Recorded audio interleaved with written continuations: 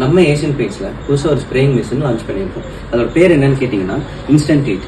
ஏன் இந்த மிஷினுக்கு இன்ஸ்டன்ட் 8ன்னு பேர் வச்சோம் அப்படின்னா எல்லா வேலையுமே குயிக்காக பண்ணி கொடுக்கறதுனால இந்த மிஷினுக்கு அந்த பேர். இந்த மிஷினில் 1.2 HP மோட்டரும் கூடவே சக்ஷன் மாடல் பம்பும் இருக்கு. அதுக்கப்புறம் பார்த்தீங்கன்னா இந்த மிஷினில் ஆன் ஆஃப் கண்ட்ரோல் மோடு இருக்கு. பின்ன 2 மோடு இருக்கு. என்னன்னு கேட்டிங்கன்னா ஸ்ப்ரே மோடு ஒன்று, பிரைம் மோடு ஒன்று. கூடவே நமக்கு ப்ரெஷர் கண்ட்ரோல் ரெகுலேட்டர் இருக்கு. இதனால 2500 PSI வரைக்கும் உங்களால் மேக்ஸிமம் வச்சு யூஸ் பண்ண முடியும். நம்ம மெஷினோட வெயிட்னு பார்த்தீங்கன்னா அரௌண்ட் ஒரு 10 kg அவ்வளோதான் வரும். ஸோ உங்களால் எங்கே வேணாலும் கொண்டு போக முடியும், எங்கே வேணாலும் எடுத்துகிட்டு வர முடியும். கான்ட்ராக்டர் ஃப்ரெண்ட்லியாக இருக்கும். 33 feet போஸும் கொடுத்துருவோம். அது மட்டும் இல்லாமல் கன்னும் பார்த்தீங்கன்னா 4 finger grip gun. அதாவது இது வந்துட்டு ஹேண்டில் பண்ணுறதுக்கு ஈஸியாக இருக்கும். ஸோ இது வந்துட்டு 360 பேஸில் வரும். ஸோ உங்களால் எந்த பக்கம் வேணாலும் திருப்பி உங்களால் ஈஸியாக யூஸ் பண்ணி அடிக்க முடியும்.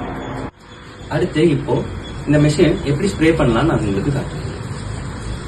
பாத்தீங்க அப்படின்னா டியூபோட ஒரு எண்ட மெஷின்லயும் ஒரு எண்ட கன்னுக்கும் நம்ம கொடுத்துருக்கோம். டிப்பும் நம்ம மாட்டியாச்சு.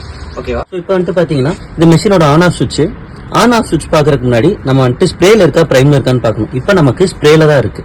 ஓகேவா? இப்போ நம்ம ஆன் பண்ணலாம். ஸோ மெஷின் ஆன் ஆகும். இப்போ ப்ரெஷர் வைக்கணுங்கிறக்காக நம்ம ப்ரெஷர் ஆட் பண்ணிக்கலாம். ஷீட்டை வச்சாச்சு. நான் உங்களுக்கு இப்போ எப்படி அடிச்சு காட்டுறதுன்னு காட்டுறேன்.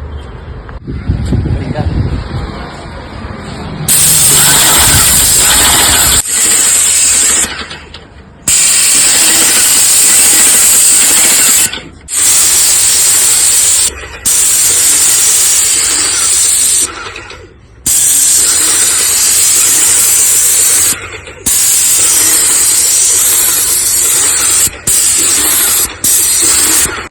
ஸோ நம்ம மெஷின் யூஸ் பண்ணி இந்த ஏரியாவை வந்துட்டு கிட்டத்தட்ட ஒரு 1-1.5 நிமிஷத்துலேயே நம்ம முடிச்சிட்டோம். ஸோ இதே மாதிரி தான் உங்களுக்கு பிக் ஏரியாவாக இருந்தாலும் உங்களுக்கு சீக்கிரமாக கவர் பண்ண முடியும்.